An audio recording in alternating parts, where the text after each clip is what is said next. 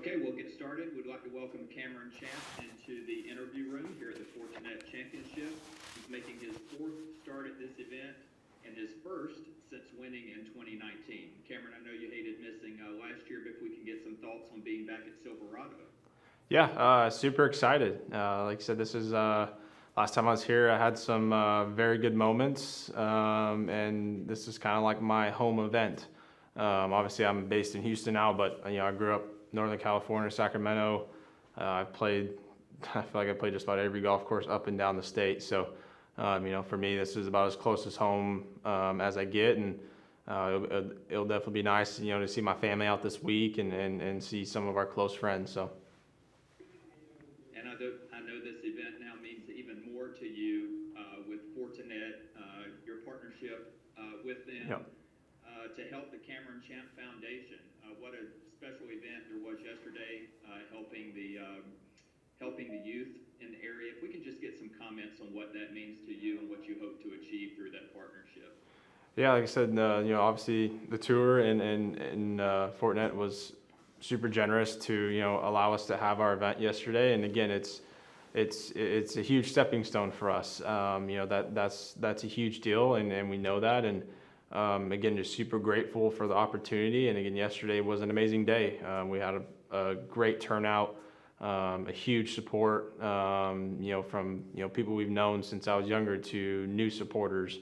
And so, for us, this is again just the start. We want to obviously we have our hopes and dreams of one day what it could become, and for us, this is like I said, just another stepping stone into making that a reality. And Cameron, let's talk a little bit about the state of your game. You're on a small list of players who have won each of the last 3 seasons. Mm-hmm. I know that means a lot to you. If you can talk a little bit about that achievement and then also your goals for this upcoming year. Yeah, obviously, last year it was a very up and down year. Obviously, the beginning of the year wasn't too good, and I know that. And kind of the end of the year, even up until John Deere and 3M, I felt like I was playing good. I mean, I wasn't scoring whatsoever, but I was doing all the right things. I was doing what I was supposed to be doing, and it finally showed up. And kind of even towards the end of the year, and I played pretty well in New York. In Baltimore, I didn't really play that well, but just it's continuing doing what I'm doing, and the results will come when they come. You can't force things out here. Once you start forcing stuff, you can get very sideways quickly. So right now my game is, again, it's the best it's ever felt. This week has been really good as far as ball striking goes, chipping and putting, and again, obviously I'm very comfortable on this golf course, so I love it here. So, I'm just, again, super excited for the week. And as far as the year goes, I'm not, I have my basic goals for as far as, what I want to do to improve. But as far as that, I'm not going to set any super high goals. Obviously, percentage of cuts, kind of little things where I can, slowly pick at. But as far as, saying, oh, I want to win 2, 3, 4 majors, obviously that's what we all come here to do, is to try to win every single week. Now, that's very difficult to do, but I'm just going to stay my course and just continue what I'm doing. All right, thank you for that. We'll open it up to questions, and we'll start with Adam Shupak from Golf Week. Hey Cam, what was the reason that you didn't play in this tournament last year as defending champion? I don't remember, to be honest. There was something going on personally, and it just didn't work out. And yeah, to be honest, I honestly don't even remember what it exactly was, but I know it was definitely something personal, and it just didn't work within the schedule. Okay.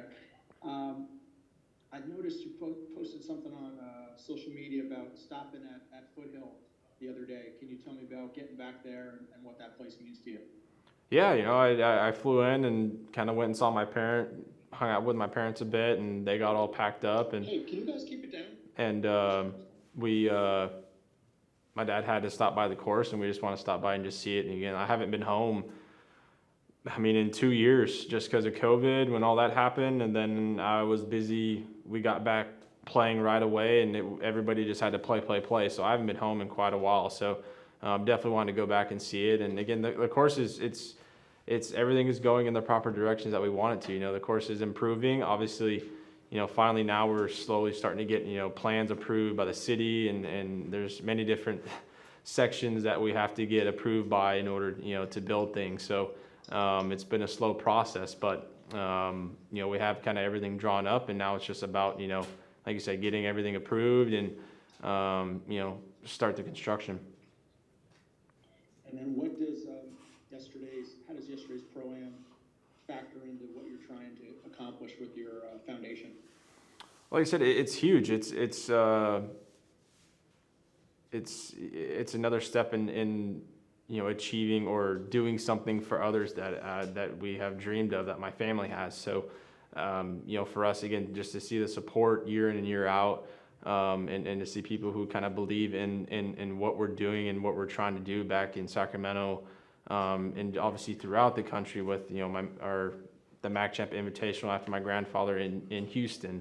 We're trying to make a difference in as many ways as we can. Obviously, I'm only one person. My family is only one family. My board is only one board. So we can only do as much as we can. But with the resources and with the people we have that are in support of us, we're going to do everything we possibly can, to help the kids, especially in my hometown. Thanks, Cam. Okay, let's go to Kyle Foster with Napa Sports News.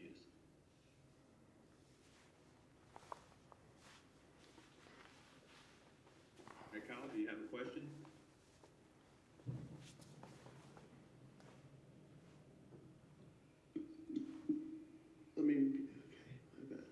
Yeah, go ahead, Kyle.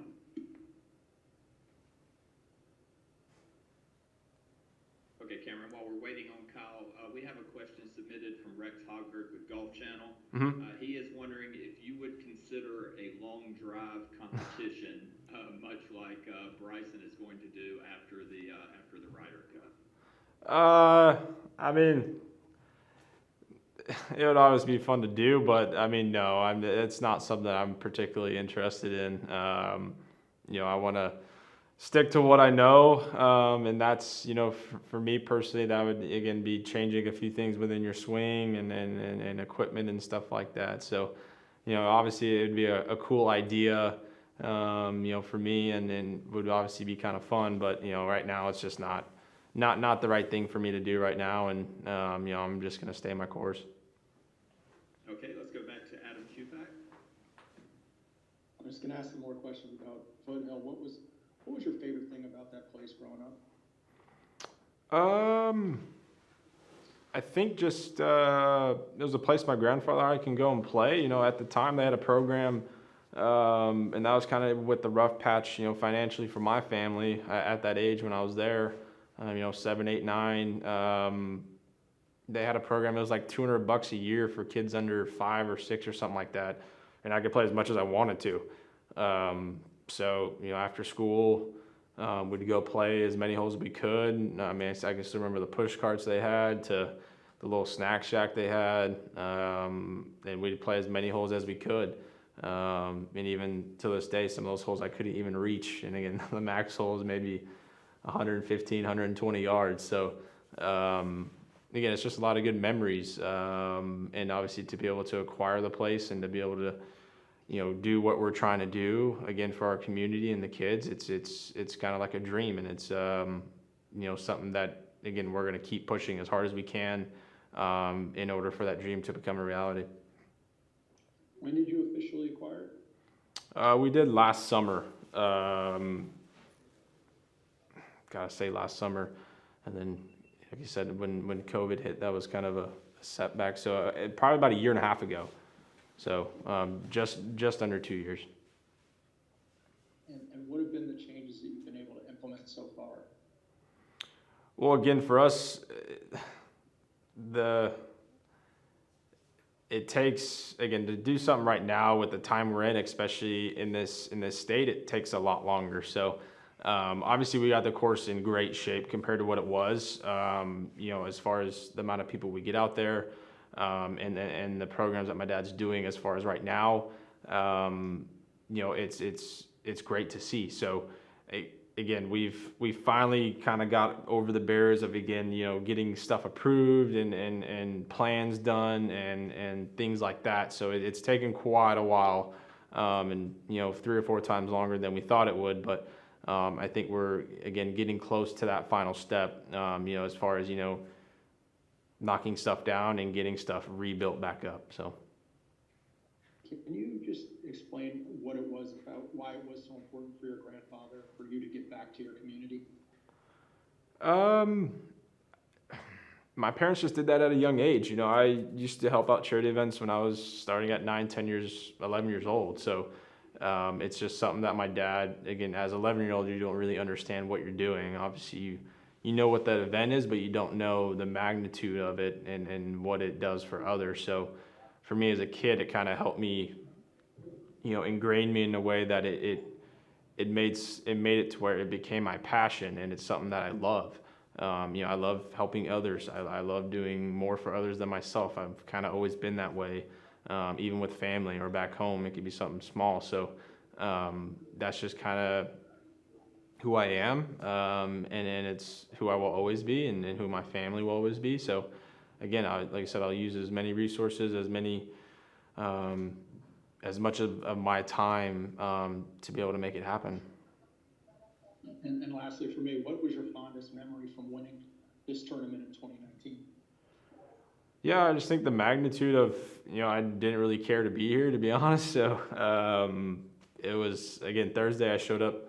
We hit traffic coming out of Sac through Davis, and I got about 30 minutes before my tee time to warm up, hit a few balls, hit some putts, and I went and shot 500 with no bogey. So I think it was just, again, the stuff that was going on back home with my grandfather, and I didn't care what I shot. I really didn't. I cared less, and that's something I always look back on. It's obviously we care to be out here week to week, and we want to win. But when you put yourself in a position where it's hard to get out of, it's a rough road, and that's kind of where I was at the beginning of this last year. So that win, again, with the magnitude and winning the way I did, with pretty much everybody I knew personally who was close to me was there on 18, was definitely a very, like you said, it's a moment that I think no matter, like I've said it, obviously I've won 3M, but it will be probably, like I said, the greatest for me moment personally of any wins, regardless of how many more times I win in my career. Thanks, Cam. All right, Cameron Kyle Foster from Napa Sports News has submitted his question. What's it been like to have fans return this past season, and how has that helped you?